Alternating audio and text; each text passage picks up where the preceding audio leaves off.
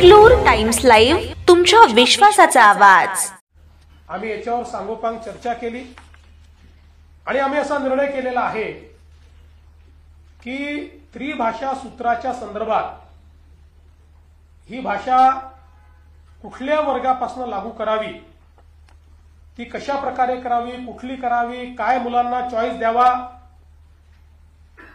याचा निर्णय करण्याकरता राज्य सरकारच्या वतीनं डॉक्टर नरेंद्र जाधव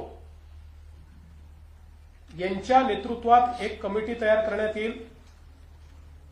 आपण सगळे जाणता डॉक्टर नरेंद्र जाधव साहेब प्लॅनिंग कमिशनचे मेंबर होते, कुलगुरू होते, शिक्षण तज्ञ म्हणून त्यांना आपण ओळखतो।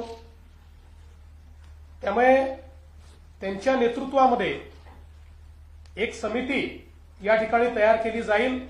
त्यात काही सदस्य अजून असतील, त्यांची नावं लवकरच घोषित केली जातील आणि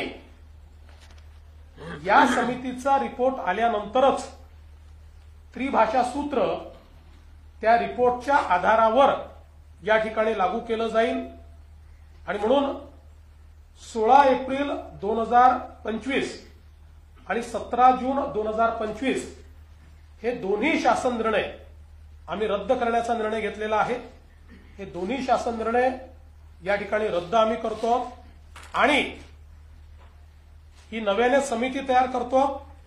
ही समिती त्रिभाषा सूत्राच्या संदर्भातलं सगळं सूत्र माशेलकर कमिटीच्या अहवालाचा अभ्यास करेल।